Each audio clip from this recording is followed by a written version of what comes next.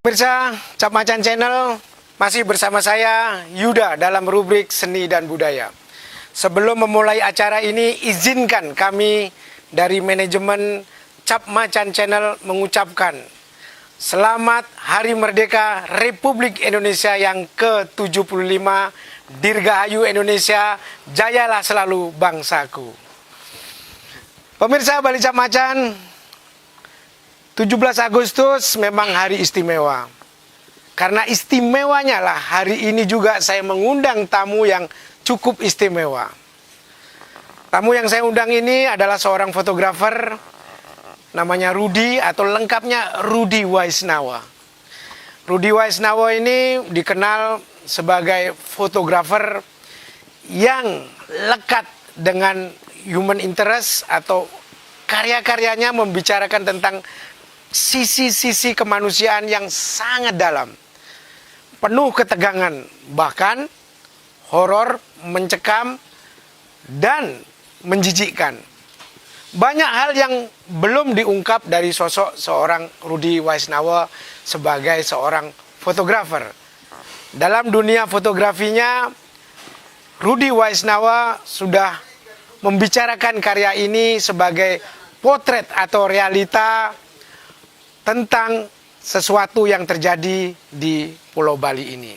Karya-karya Rudy Waisnawa sudah dipamerkan tahun 2014 yang lalu bersama 13 fotografer internasional dengan judul Yang Terpasung di Pulau Surga di Bentara Budaya Bali. Kemudian Rudy juga sempat membukukan karya-karyanya melalui buku eksklusifnya yang berjudul Terpasung. Dan tahun 2017 yang lalu, karya-karya Rudy Waisnawa menghantarkan pula dirinya untuk berbicara sekaligus memamerkan karya-karyanya di dua kota penting di Eropa, yaitu di Hamburg dan Copenhagen.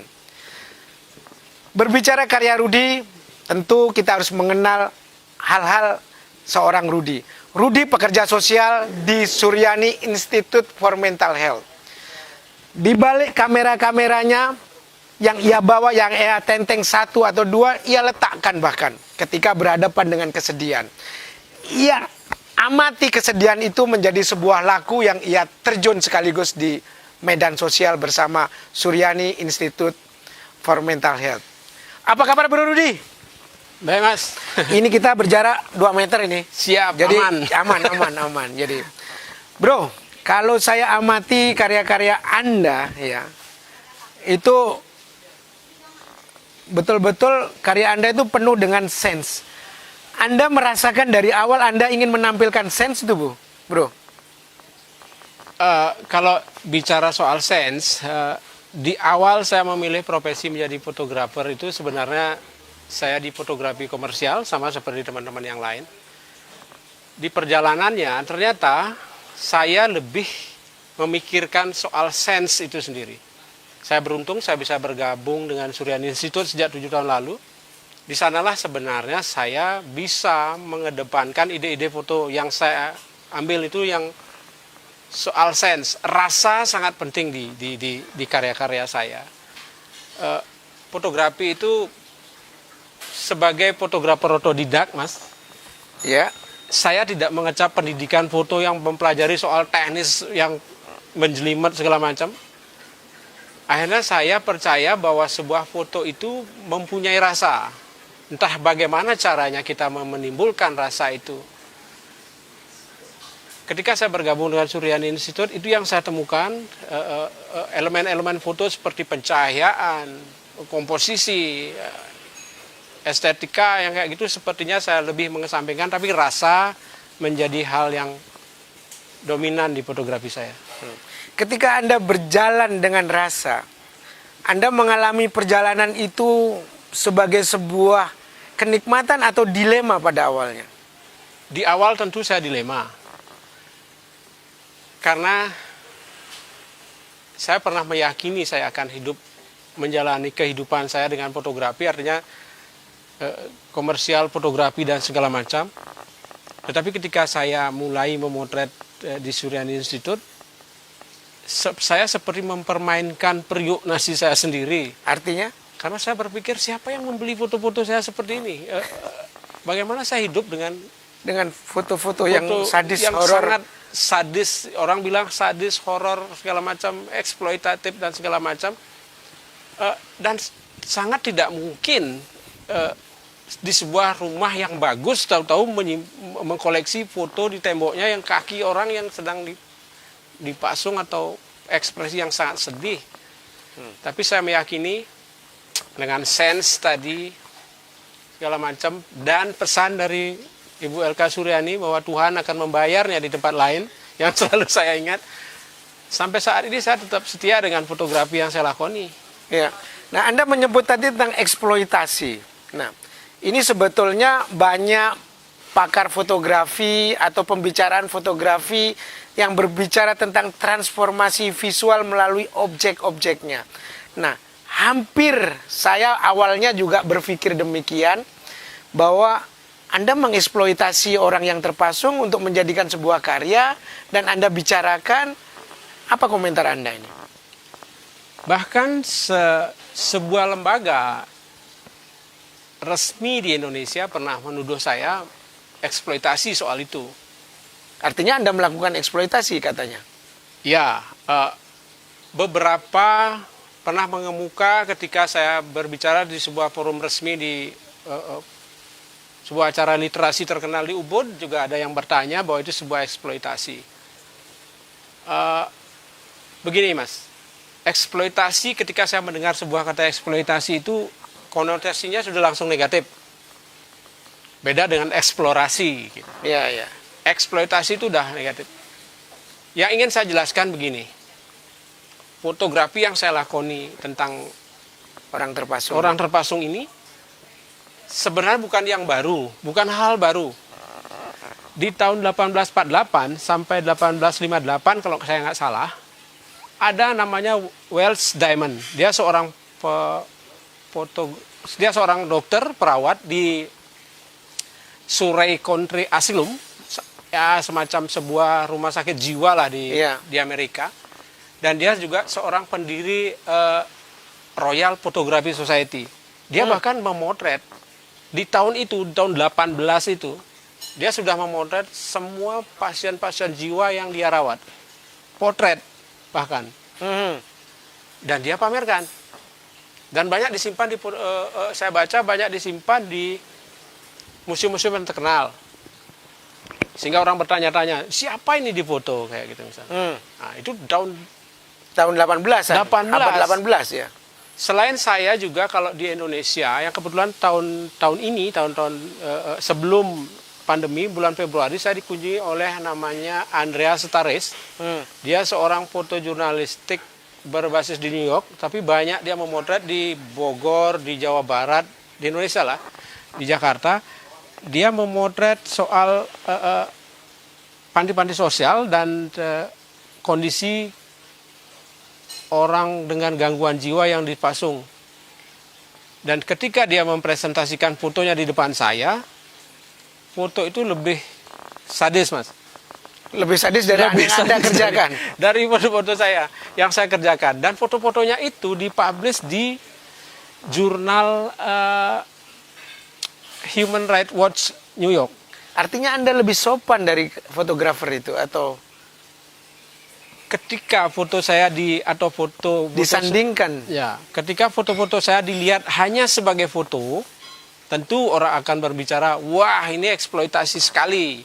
Karena memperlihatkan mukanya katanya, memperlihatkan penderitaan orang. Bahkan ketika kita berpameran dulu di Bentara Budaya, bahkan dibilang melempar kotoran ke muka pemerintah. Ya. Tetapi saat foto saya dimaknai secara utuh, dilihat secara utuh, foto itu sebenarnya yang saya tampilkan hanya 10% dari proses-proses yang ada.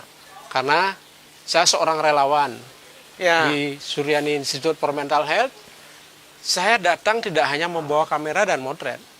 Ada banyak sekali pekerjaan yang harus kita kerjakan ketika kita menemui mereka itu. Misalnya saya bersama institut, saya datang bersama relawan yang lain, saya bersama profesor, dokter, mengobati mereka dengan tanpa biaya. Tentu karena saya bukan seorang dokter dan tidak mengerti kesehatan, ada hal-hal yang lain yang bisa saya lakukan. Misalnya membersihkan kamar, memandikan pasien orang dengan gangguan jiwa itu yang sudah bertahun-tahun Tidak mungkin mandi. tidak mandi, terutama kamarnya ya. Bahkan ada yang penuh kotoran Manusia, manusia ya. yang Dan bau yang paling akrab di fotografi saya bau pesing. Sebenarnya bau pesing gelap, jauh dari unsur-unsur yang bisa misalnya yang ideal di fotografi, yang katanya fotografi yang bagus, cahaya yang bagus, komposisi yang bagus. Bagaimana saya memikirkan komposisi dengan kamar yang cuma misalnya 1 kali 2 meter, penuh kotoran di bawahnya dan bau pesing. Seperti Mas, dan bagi saya, silahkan orang pemirsa atau yang menikmati foto saya mengatakan itu eksploitasi, tetapi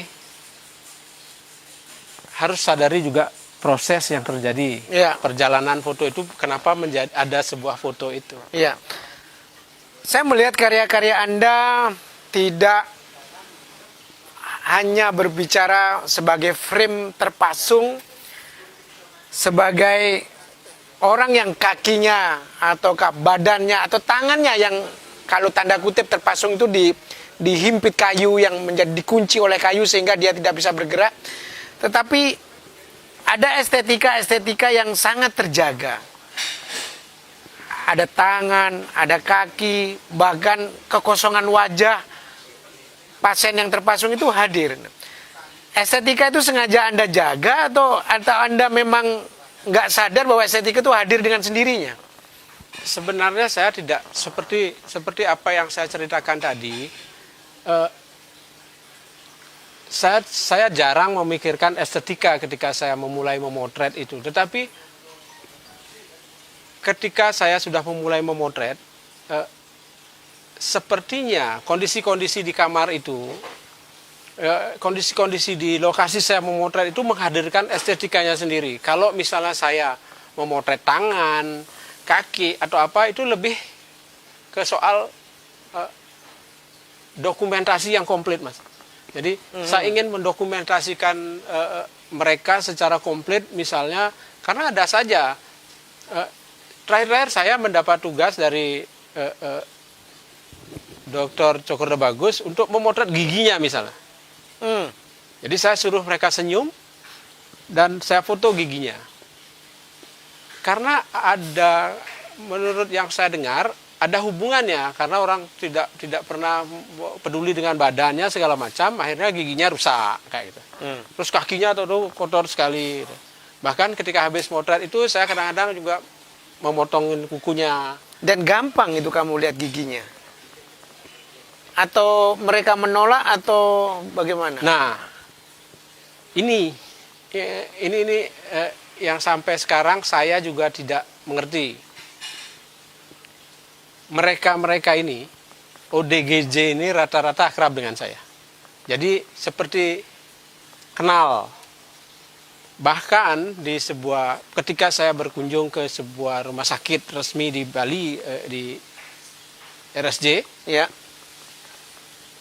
berkeliling, ada di sana sebuah tempat di mana ODGJ itu berkarya, kayak bengkel kayak gitu, tempat seni apa. Saya jalan di sana, saya disapa, Mas, dengan nama saya. "Woi, Rudi, apa kabar?" Gitu. Padahal dia sudah jelas-jelas orang dengan gangguan jiwa. Iya, yang dari, kalau nggak salah, dari Singaraja yang pernah memang kita kunjungi. Artinya Atau jangan-jangan sahabatmu kecil dulu? Enggak. Dia kenal, masih kenal. Cuman sayangnya dia begini. "Rudi, apa kabar?" Sudah tamat. Statement berikutnya itu sudah tamat. Ya, dan itu menjengkelkan. Bagi saya enggak, karena kondisi mereka ya. Dan saya bilang, "Iya, saya belum tamat, makanya saya mengunjungi Anda di sini." Dan mereka masih begitu. Terus saya dengar dari beberapa relawan ketika saya tidak bisa ikut berkunjung, ada salam. "Rudi, ada salam dari sini." Artinya mereka ingat. Saya berpikir agak nakal sedikit, jangan-jangan saya sama frekuensinya dengan mereka. Takutnya ternyata ada frekuensi yang sama. Yang nyambung. Ya. Jangan-jangan Anda juga ODGJ, orang dengan gangguan jiwa. Yang jelas sudah sembuh lah. 7 tahun di rumah di Suryani Institute itu pasti Sudah sembuh, itu jaminan sudah sembuh. aman. Jadi, nah kemudian begitu berbicara Anda memframe ini yang di luar estetika, bahwa kalau estetika hadir pun itu bukan sebuah kebetulan. Nah, bila dibandingkan dengan fotografer asing dari Jawa Barat yang cukup sadis, artinya mereka menampilkan apa adanya, Anda masih menjaga, apakah Anda masih menutupi dalam memotret itu, atau ada kaidah-kaidah yang Anda memang nggak boleh diungkapkan? Sebenarnya itu ada kaidah-kaidah yang tidak boleh diungkapkan secara ya alasannya mungkin melindungi privasi atau segala macam. Ya. Kalau saya ungkap semua foto saya, mungkin sama sadisnya. Karena tadi saya bilang sangat komplit. Wawancara saya pernah mewawancarai seorang pasien yang jujur saja membuat nyali saya ciut, Mas. Jadi sebuah desa di Bali Timur, saya diajak ngecek pasien yang tidak pernah saya ketemui sebelumnya. Dia seorang wanita setengah baya mungkin. Saya minta waktu, boleh wawancara nggak? Boleh saya rekam nggak omongannya? Dia jawab boleh. Dan lancar biasa saja. Ketika saya bertanya, Mo, katanya dulu pernah dipasung. Ya itu di kandang babi, lama banget, lama sekali. Terus saya tanya, kenapa Anda dipasung? Dengan tenangnya dia menjawab, saya menggorok leher ibu tiri saya. Oh. Saya langsung, wow. Itu seorang ibu-ibu menjawab saya menggorok leher ibu tiri saya. Dalam hati saya, wow. Itu membuat saya cukup ciut nyali saya. Yang membuat saya ciut itu bukan kotoran, membersihkan kotoran, apa, tapi bahasa-bahasa yang eksploitatif banget, yang jujur, vulgar, menggorok leher, Mas. Luar biasa itu. Iya. Nah, kemudian hadirnya karyamu ini kemudian selesainya dalam arti untuk kebutuhan Suryani Institute for Mental Health, atau untuk diagnosa, untuk analisa, di samping karya-karyamu memang ingin menyuarakan realita yang terjadi di Bali. Untuk apa karya-karya itu sebetulnya? Ketika saya mengawali pertama motret di Suryani Institute itu, sebenarnya di bulan kedua saya sudah menyerah. Karena pertimbangan tadi itu, saya juga harus hidup dengan fotografi. Yeah. Terus siapa yang ini?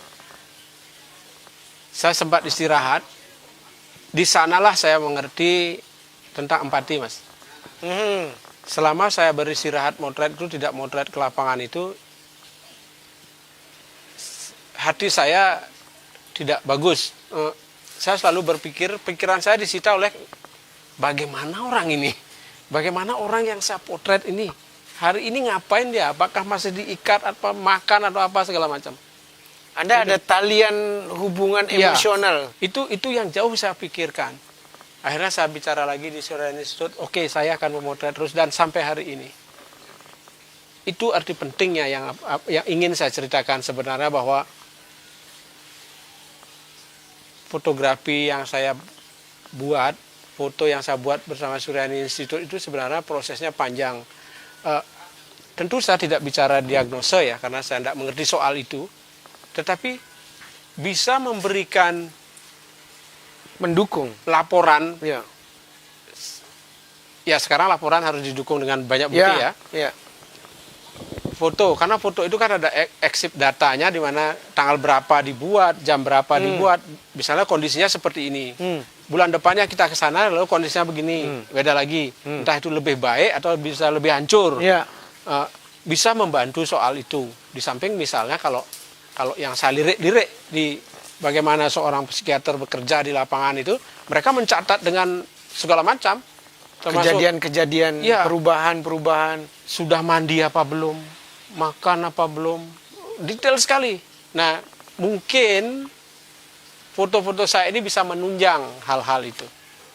yang dilakukan oleh psikiater Di lapangan. di lapangan, Iya. terutama untuk yang Suryani Institute Iya. for Mental Health. Nah, ada hal yang menarik dari diri Anda ketika Anda memotret orang terpasung, kemudian Anda gagalkan memotret itu, Anda letakkan kamera dengan badan yang bertato, penggemar musik rock, kemudian kamu teriak-teriak untuk demo di lapangan, sering kamu lakukan, dan Anda menangis di pojokan, dan Anda tiba-tiba dengan menundukkan wajahmu terharu sekali.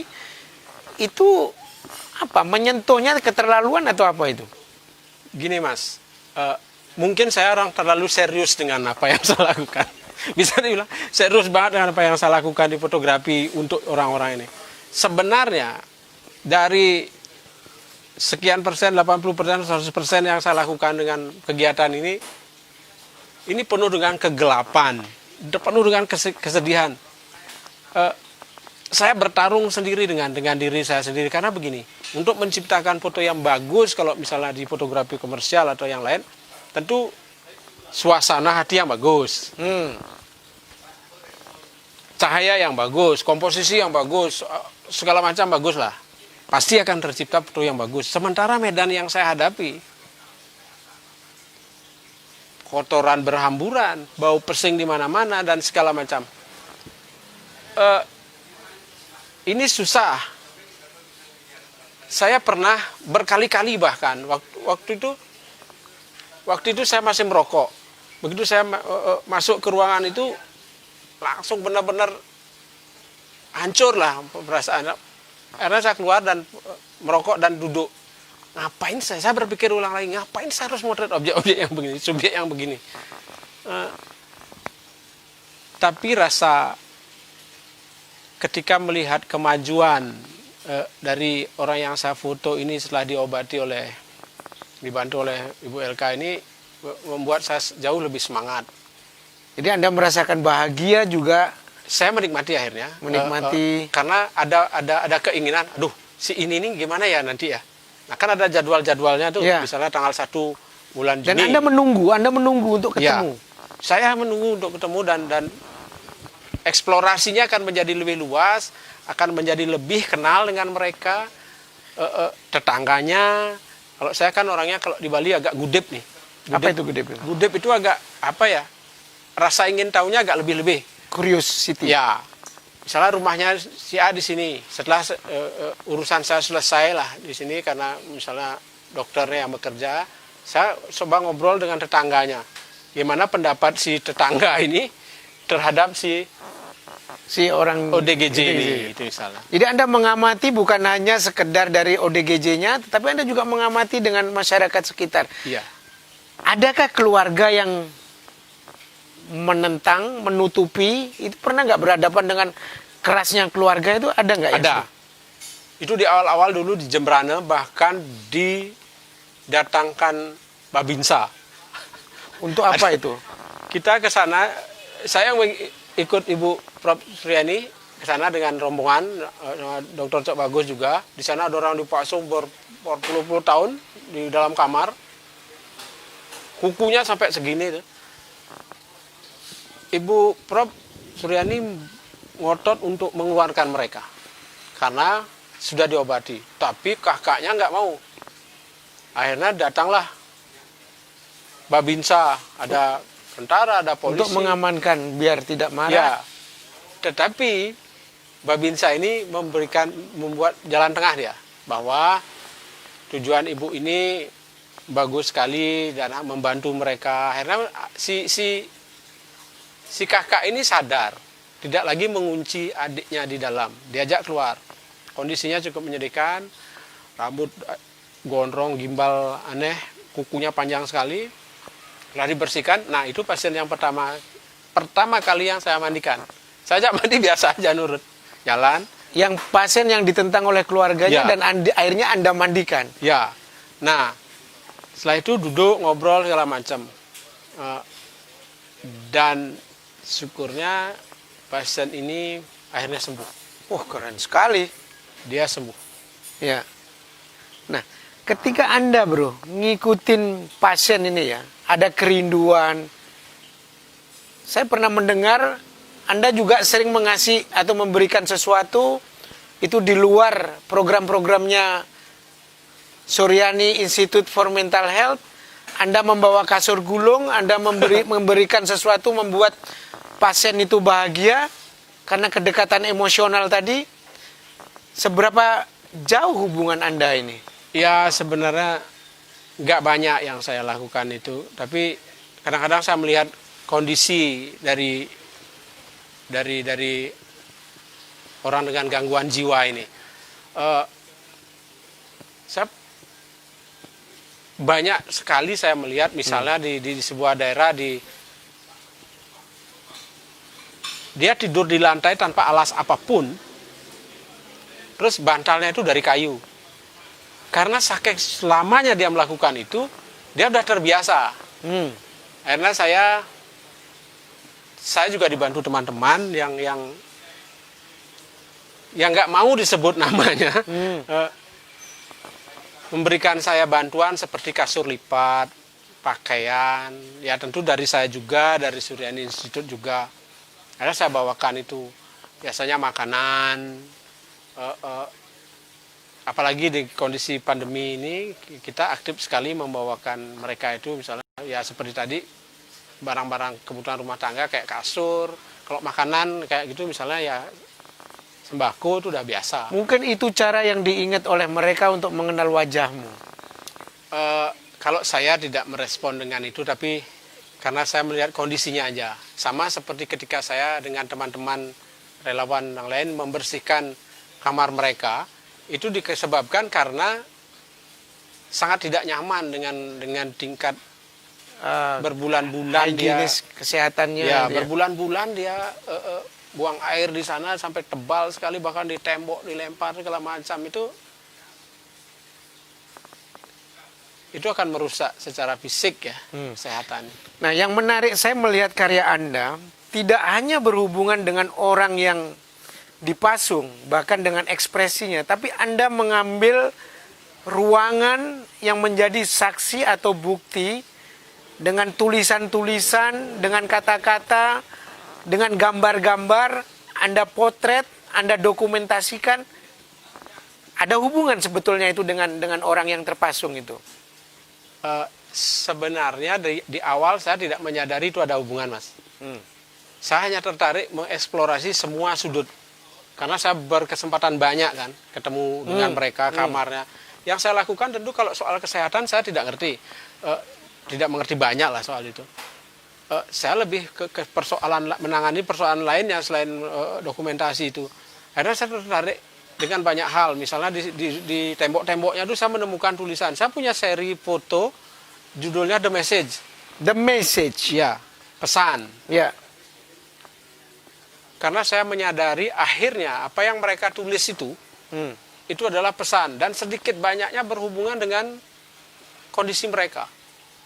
Salah satunya kalau boleh saya sebut misalnya, saya pernah melihat di sebuah tembok itu dia menulis beberapa merek barang surfing, kayak pakaian apa, terus tanggal, terus dia bergambar botol apa gitu. Dalam hati saya berpikir, jangan-jangan dia menulis sebuah tempat pantai terkenal. Terus saya berpikir, jangan-jangan orang ini surfer ya. Saya bertanya akhirnya ke seorang teman, yang kebetulan saya punya teman dekat di rumah sakit itu. Dan benar, dia seorang surfer yang terlibat narkotika. Akhirnya menjadi gila. Ya, menjadi gangguan jiwa. Gangguan jiwa yang akhirnya masuk ke rumah sakit jiwa. Terus ada lagi yang menulis, Allah ampunilah hidupku, kayak gitu misalnya. Tapi tulisan Allahnya itu dicoret. Tapi masih bisa kita baca karena dicoret seperti dilarang gitu. Iya, iya. Dihapus, dihapus ya. Di bawahnya ditulis sing dadi orang-orang. Itu di Bali itu artinya jangan bilang-bilang. Ketika saya tanya ke kakaknya menjawab gini, "Iya, dia itu dulu suka menulis kalimat kayak Allah, saya larang." Karena apa?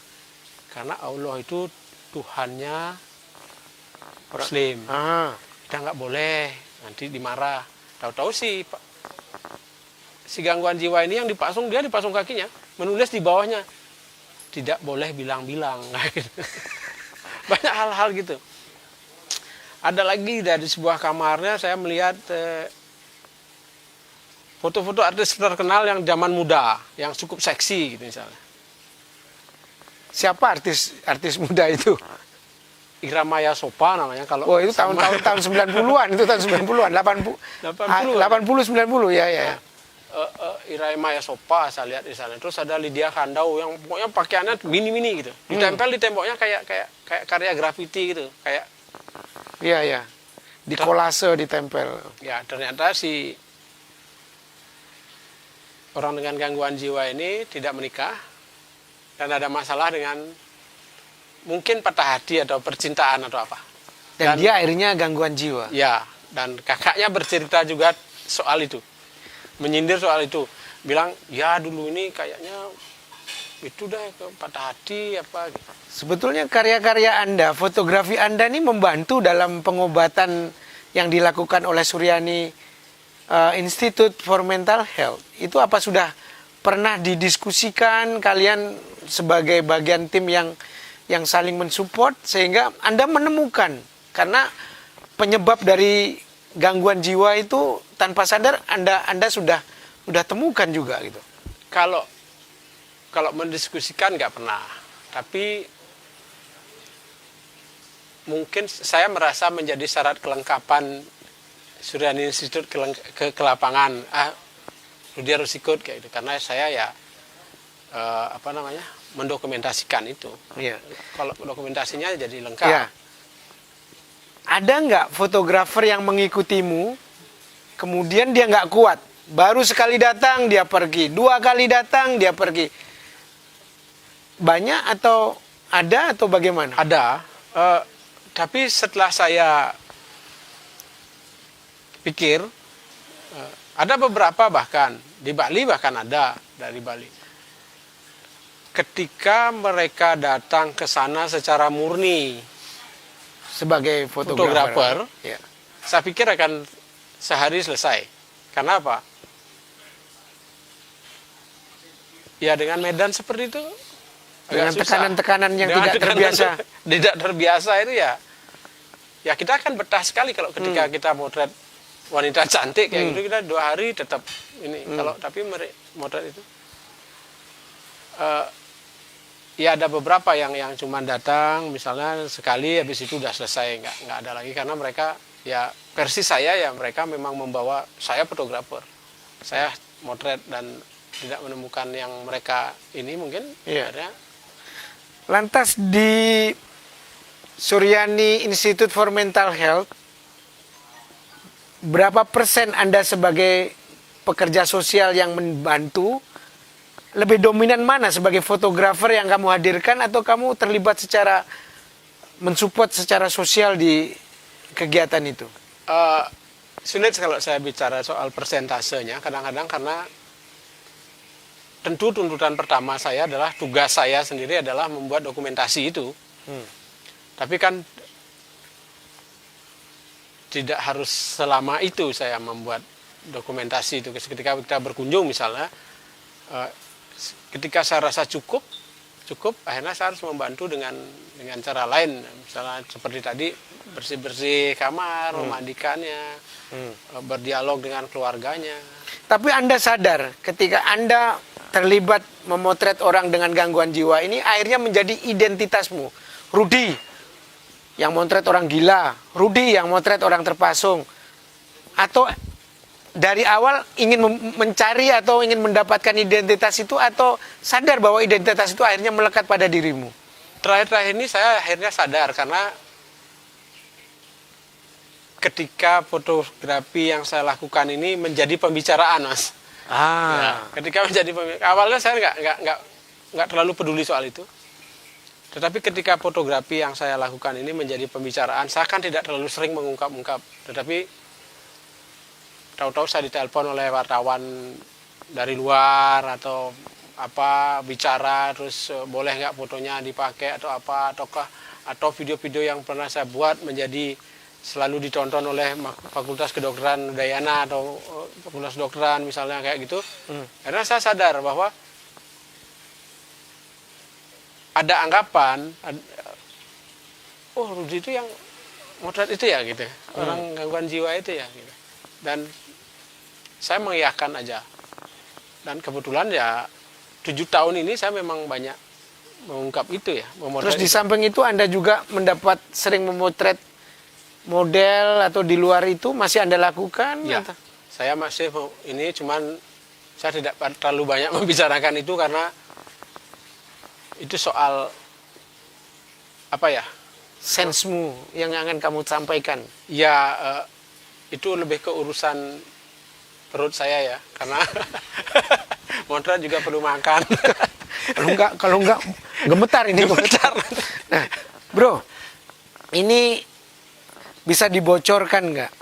Ketika Anda diundang atas nama Indonesia, atas nama fotografer Indonesia yang memotret tentang realita Indonesia, terutama terhadap orang dengan gangguan terpasung di Hamburg dan Copenhagen.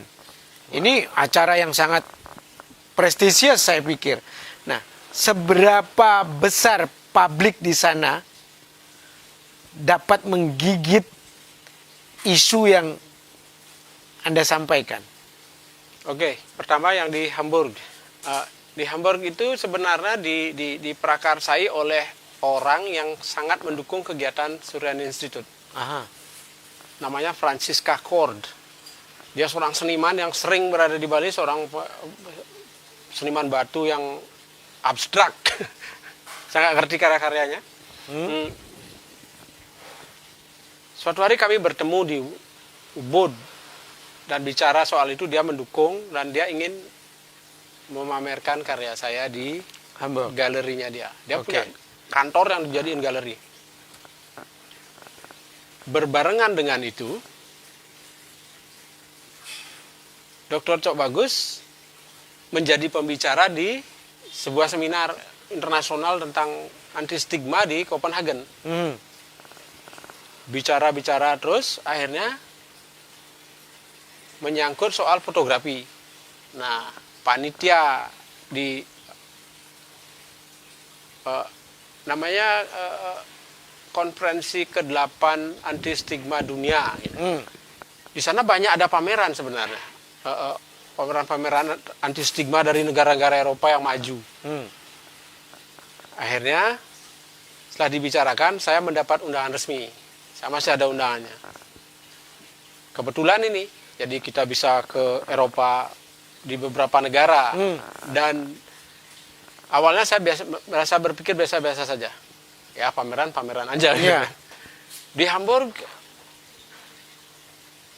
yang datang itu seniman dan orang pemerintahan. Sangat jauh bedanya. Kalau orang pemerintahan itu bahasanya kebijakan. Di Hamburg itu,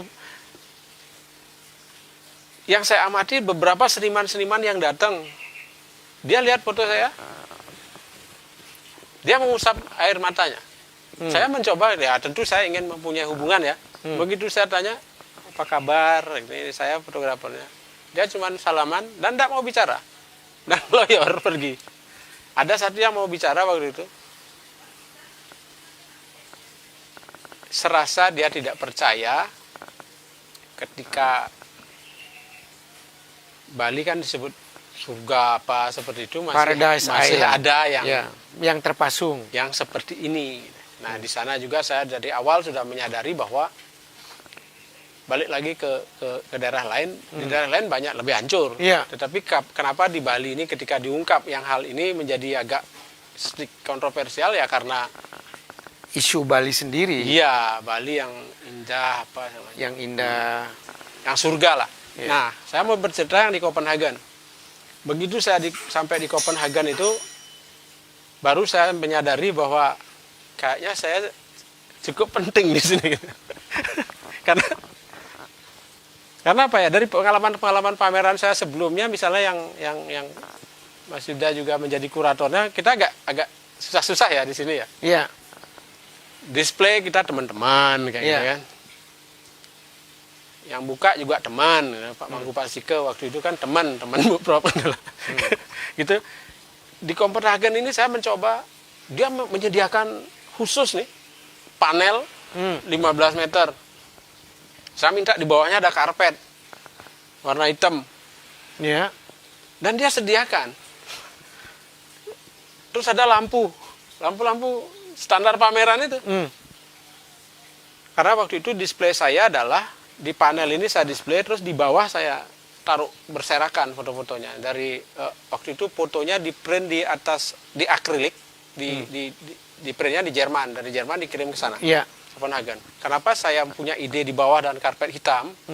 Karena saya selalu melihat ketika orang melihat ke bawah menikmati sesuatu, apakah di bawah itu kelihatan sangat serius. Oh, keren. Iya. Sangat serius saya lihat. Gitu. Terus saya menerima beberapa wawancara dari mahasiswa yang negaranya entah berantah, sek republik apa. Ya saya ceritakan. Terus Dr. Cok Bagus, beliau berbicara di forum yang mendapat, kita mendapat apa ya? Ketika Menteri Kesehatan Denmark bicara, dia menyebut kami, menyebut kita. Kalau nggak salah ya bahasanya begini. Kita ini sudah 8 kali ngomongin anti stigma. Ternyata di belahan dunia yang lain, di Bali, masih ada yang kita temui. Seperti ini Tahun ini, 2017 waktu itu. 2017 masih ada yang seperti ini. Dan Itu, kamu dalam hatinya ketawa mestinya. Saya berpikir begini, ya mungkin Anda pernah ke Bali menjadi wisatawan. Iya, menjadi wisatawan. Melihat sesuatu yang indah. Ya, selalu melihatnya ya kecak lah, sunset lah. Nah, di Bali itu ada Sesuatu yang itu. ya.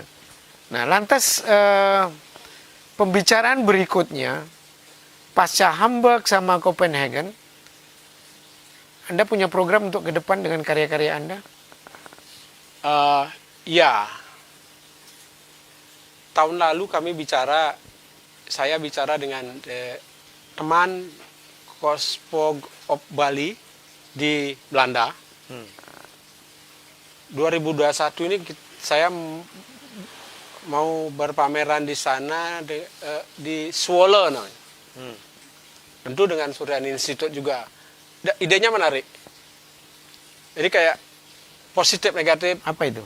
Ruo bineda hitam putih kayak gitu. Jadi saya harus menampilkan, tidak hanya menampilkan sedih-sedih ini, saya juga harus menampilkan hal-hal yang menyenangkan, yang menjual lah. Menjual masih ODGJ. Enggak, Mas. Yang lain-lain mungkin ya misalnya fotografi konvensional ya. Jadi Anda menampilkan dua sisi. Dua sisi. Ya keindahan karena Dalam satu ruangan rencana. Iya, dalam satu ruangan. Karena menarik ini dialog kesedihan dan kebahagiaan, sepertinya seperti itu. Karena ada kesempatan itu. Si teman dari Belanda ini berpikir ada banyak orang Belanda di Zwolle itu yang bahkan ada keturunan Indonesia. Dia juga penting mengetahui tempat asalnya dia bagus kayak gitu. Tapi karena Kospog Bali ini mensupport kita, tentu harus memperlihatkan juga ininya apa pekerjaan mereka. Kalau yang lain saya ingin sekali menerbitkan buku Pasung itu. Kembali yang kedua, seri kedua. Sebenarnya dulu kan sangat eksklusif karena ada sebuah apa ya namanya ya, kolaborasi kerja dengan kedubes Denmark itu. Cuman 50 buku. Kalau sekarang saya ingin itu bisa lebih dinikmati, lebih banyak orang yang bisa mengakses buku itu. Saya pernah bertemu dengan fasilitas teman, saya pernah bertemu dengan penerbit top di Indonesia yang awalnya udah bilang, wah ini bagus, saya udah senang sekali. Tahu-tahu di pertemuan kedua tidak mungkin karena ini wah bahkan dikatakan sedikit berbahaya bukan? Ya, berbahaya dan tidak menjual. Ya. Kan Tidak mereka berpikir untung sementara Anda tidak berpikir untung. Iya, saya Nah, yang satu hal lagi yang Anda harus ceritakan pada saya, bagaimana ada pasien perempuan yang Anda kenal dan Anda sering ikuti jatuh cinta pada Anda. Itu tolong sampaikan belum supaya pemirsa tahu karena ini menarik itu loh. kalau jatuh cinta itu mungkin bahasa yang Simpati mungkin. kekinian ya. Tapi gini ceritanya begini. Saya diajak berkunjung, itu daerah wisata terkenal lah Bali. Terus saya bingung mana nih pasiennya, mana orangnya yang sakit jiwa. Tahu-tahu ada rumah kecil, balai daje, enggak balai apa gitulah di Bali itu dekat sang puranya. Saya masuk aja mas. Tahu-tahu di sana saya melihat orang kurus, kering, wanita, wah hancur-hancuran. Baunya ya seperti biasa, kotoran di mana-mana. Akhirnya diajak diobati dan segala macam. Waktu itu saya berpikir, waduh orang ini bisa mati orang ini.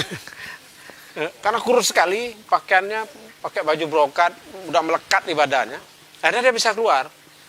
Diobati segala macam oleh Prof. Suryani.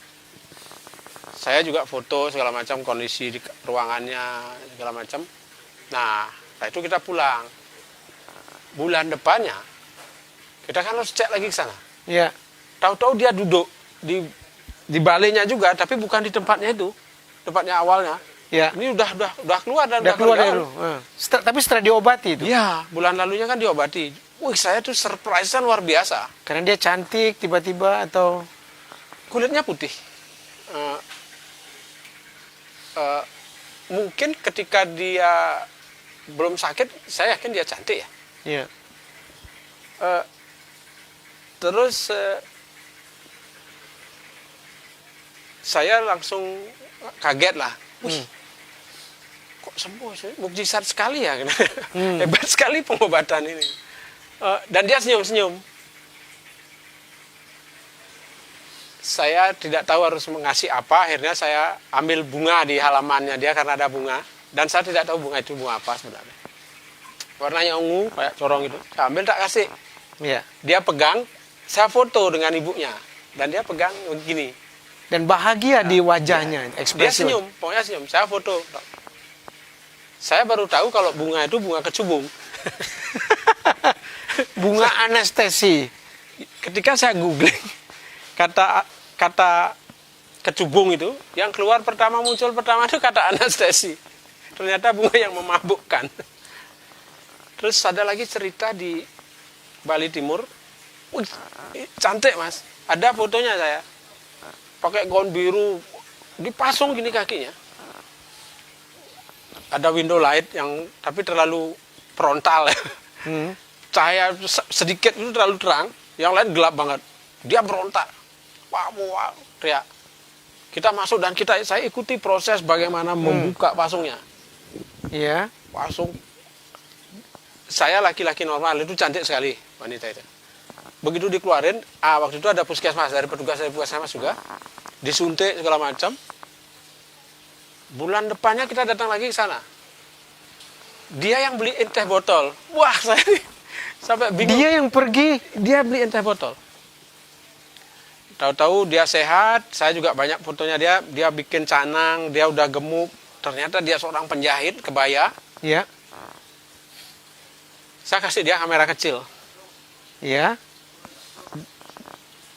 Dan dia memotret. Bulan depannya kita datang lagi ke sana, saya lihat hasil fotonya dengan teman-teman relawan. Dia suka sekali memotret bunga dan warna merah. Terus dia suka motret ibunya kalau lagi di dapur. Dan dia sudah menikah sekarang dan punya 1 anak. Sembuh, sudah menikah. Punya 1 anak. Hal-hal itu yang membuat saya akhirnya tidak bisa berhenti untuk mengikuti Siapa yang Anda kunjungi dan siapa yang Ya. Anda potret mantan-mantan Anda. Jadi semua data-data itu terengkam Rekam. dan semua bisa disampaikan dengan perubahannya itu. Ya. Ada niatan nggak memamerkan dari proses awal sampai dia sembuh? Ada, karena begini, dari beberapa pameran yang saya lakukan, pasti ada satu segmen story foto. Ya, Karena kalau single foto yang saya pamerkan, nanti balik lagi ke eksploitasi itu. Ketika saya ceritakan, ada dulu waktu di Bentara, pameran di Bentara, ada satu tembok yang saya buat sekitar 21 foto besar satu kecil 21. Cara penyampaian pameran seperti itu jauh lebih bagus untuk memperkenalkan program yang dilakukan oleh Suryani Institute sendiri. Ketimbang yang single foto yang iya. merusak pemandangan katanya. Waduh, yang gitu itu. Artinya Anda ingin lebih mengintimkan antara pembaca fotomu dengan karyamu, lebih mendekatkan kembali. Ya, bahwa foto ini prosesnya seperti ini gitu. Misalnya yang pertama ditemukan, kedua, ketiga, keempat, kelima, keenam. Atau pembaca foto, pemirsa fotomu itu lebih mengurangi ketegangan ketimbang melihat solo atau sendiri single tadi. Minimal mereka akan mengerti proses. Ya, dulu saya pernah berpameran di Salihara Gallery di Jakarta. Saya cuma menampilkan seri foto dan tidak banyak pertanyaan. Dilihat, oh ini proses terakhir begini, gitu. Oh, terakhir begini. Dia lebih mengerti soal yang melihat lebih mengerti ketimbang saya menghadirkan satu sosok yang misalnya. Mimpimu apa, Ruth, sebagai seorang fotografer terhadap kemerdekaan yang terpasung ini supaya mereka bebas dan sembuh? Punya mimpikah kamu? Berharap apa kamu dengan merdeka? Itu kan udah lama, Mas, tahun 45 kan. Sekarang kan berjuang ya. Kita sekarang berjuang ya. Berjuang untuk terus merdeka. Akhirnya saya berpikir untuk mewujudkan hashtag itu di Bali bebas pasung sih mimpi saya. Iya. Dari segala jenis pasung ya, tidak cuma pasung itu gitu. Iya. Baik, Ruth, sebelum aku tutup, aku mau ada 4 pertanyaan yang kamu harus jawab dengan cepat ini. Siap. Kekasih atau fotografi? Fotografi, Mas. Kenapa? Kekasih saya yang memberikan surat izin memotret. Yang kedua, menolong orang lain atau diam? Diam dong. Kenapa? Menolong orang itu nggak usah diomong-omongi, lakukan aja selesai dah. Yang ketiga, merdeka atau berjuang terus? Ya berjuang, Mas. Merdeka wis tahun 45 kemarin. 45. Yang terakhir, memotret model cantik atau memotret orang dengan gangguan jiwa? Model cantik, Mas. Karena 7 tahun saya berkutat itu mungkin lensa saya juga udah marah-marah. menarik pemirsa, hari ini betul-betul spesial dengan seorang fotografer Rudy Waisnawa. Ada kisah kreatif yang menginspirasi bahwasannya hidup ini tidak hanya hitam putih atau hidup ini tidak hanya dua sisi antara kebaikan, kemudian keburukan, kemudian kebahagiaan, kesedihan, ada kebebasan, ada yang dipasung. Jadi melihat karya-karya Rudy Waisnawa atau melihat perjalanan kreatif fotografi Rudy di luar kameranya sebagai pekerja sosial yang membantu penuh di Suryani Institute for Mental Health, turut memberikan sebuah makna penting bagi kita 75 tahun Indonesia Merdeka. Tentu kita harus bersama-sama membantu, tidak hanya empati, mensupport. Mungkin pemirsa yang ingin lebih jauh terlibat atau ingin mendukung sahabat saya Rudy Waisnawa ini bisa kontak. Dia punya Instagram Rudy Waisnawa, punya Facebook juga Rudy Waisnawa. Bisa tanya-tanya lebih jauh kalau memang ingin terlibat bersama dengannya untuk sebagai relawan sosial, membantu sesama, membebaskan orang-orang yang sakit dengan gangguan jiwa menjadi merdeka, menjadi sehat. Alangkah luar biasanya. Terima kasih sahabat dan pemirsa Bali Cap Macan Channel. Kita ketemu kembali pada acara berikutnya. Ruth, thank you. Ngobrol aja, bagi sini emang luar biasa ya. Gua luar biasa. Aku nggak bisa bayangin.